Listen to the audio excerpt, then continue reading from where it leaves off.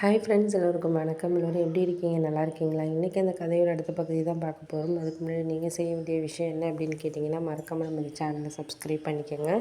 கீழே இருக்க பெல் பட்டனையும் கிளிக் பண்ணுங்கள். அப்போ தான் நான் போகிற வீடியோஸ் எல்லாமே உடனுக்குடனே உங்களுக்கு நோட்டிஃபிகேஷன் வரும். ஸோ மறக்காமல் சேனலை சப்ஸ்கிரைப் பண்ணிவிட்டு வீடியோ பாருங்கள் ஃப்ரெண்ட்ஸ். வாங்க நம்ம கதைக்குள்ளே போகலாம்.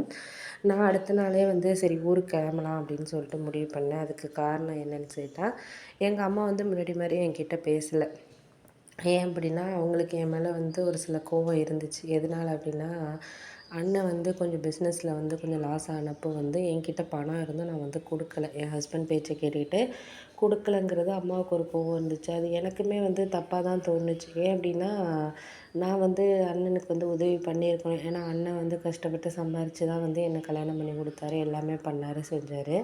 அப்படி இருக்கிறப்போ நம்ம நிறைய விஷயங்கள் அவருக்கு சாதகமாக நம்ம பண்ணணும். ஆனால் என் ஹஸ்பண்ட் சொன்னார் அப்படிங்கிற ஒரு காரணத்துக்காக மட்டும் நான் அவரை ஹெல்ப் பண்ணாமல் பணம் இருந்தும் ஹெல்ப் பண்ணாமல் இருந்தது தப்பு தான். அதனால அம்மா அதிலேருந்து என்கிட்ட சரியாக பேசுகிறதில்ல. ஊருக்கு வந்தாலும் வரிசை இதெல்லாம் கொடுக்குறதெல்லாம் கொடுப்பாங்க, எல்லாம் பண்ணுவாங்க. ஆனால் சாப்பிட மாட்டாங்க, வீட்டில் எதுவுமே பண்ண மாட்டாங்க.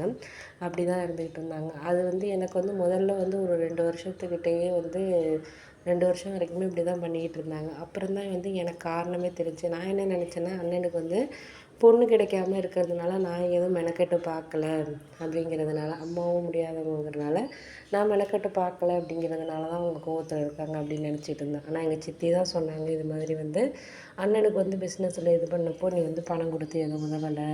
இப்போ நம்ம வீட்டுக்கு பக்கத்தில் உள்ளவங்க யாருன்னே தெரியாதவங்க கூட அண்ணனுக்கு ஹெல்ப் பண்ணாங்க செஞ்சாங்க. நீ என்னன்னு கூட உன் வீட்டுக்கார பேச்சை கேட்டுட்டு எதுவுமே செய்யலை பண்ணலையா அப்படின்னோடனே அப்புறம் தான் எனக்கு புரிஞ்சிச்சு. சரி, இதனால தான் அம்மா இத்தனை நாளாக நம்ம மேலே கோவமாக இருக்காங்க அப்படிங்கிறது எனக்கு அதுக்கப்புறம் தான் புரிய ஆரம்பிச்சிச்சு. நான் அதுக்கப்புறம் விட்டுட்டேன். நம்ம எதுவும் சொல்ல வேண்டாம், பண்ண வேண்டாம் அப்படின்னு சொல்லிட்டு நானுமே விட்டுட்டேன்.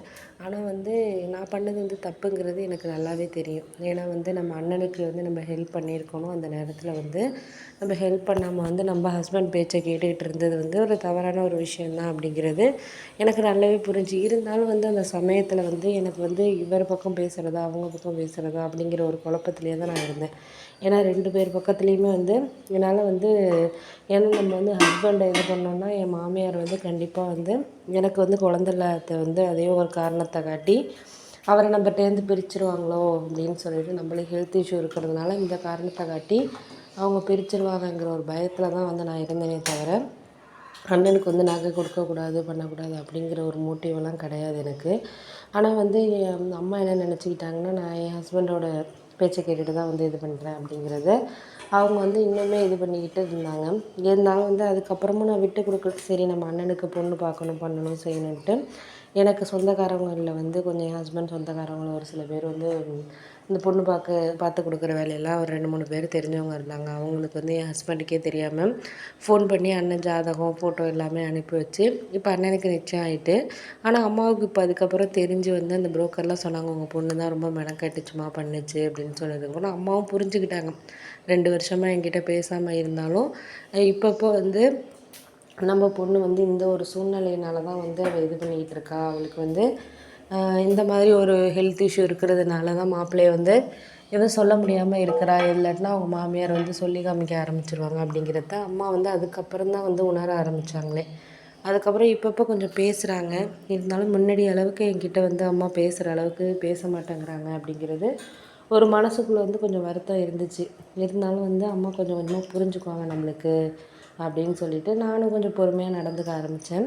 அதுக்கப்புறம் இடையிலே என் ஹஸ்பண்ட் சொன்னார், இது மாதிரி என் ஹஸ்பண்டுக்கு இப்போ தான் புரிய ஆரம்பிக்குது. ஏன்னா மற்றவங்க அவங்களோட தம்பி என் ஹஸ்பண்டோட தம்பி அவங்களோட ஒய்ஃபு வீட்டோட எவ்வளோ ஒரு அட்டாச்மெண்ட்டாக இருக்கிறாரு அப்படிங்கிறத இவர் இப்போ பார்த்துக்கிட்டு கொஞ்சம் திருந்திட்டார். முன்னாடி அந்த அளவுக்கு என் வீடை பற்றி சொன்னாலும் எதுவுமே சொன்னாலுமே கண்டுக்க மாட்டார். அவங்க அம்மா பேச்சை கேட்டுட்டு இது பண்ணுவார். ஆனால் இப்போ அவர் தம்பி ரொம்ப அவங்க ஃபேமிலியோடலாம் ரொம்ப அவங்க ஒய்ஃப் ஃபேமிலியோடலாம் ரொம்ப இதாக இருக்கிறத பார்த்துட்டு அவங்க மச்சனுக்கெல்லாம் நல்லா ஹெல்ப் பண்ணுறத பார்த்துட்டு இவருமே உணர்ந்துட்டார். சரி, நம்ம தான் நம்ம ஒய்ஃப் வீட்டை இது பண்ணுறோம், அவங்கள நம்ம இது பண்ணிக்கிட்டால் தான் நம்மளால் இது பண்ண முடியும் அப்படிங்கிறது மாதிரி அவர் இப்போ தான் உணர ஆரம்பிச்சிருக்காரு.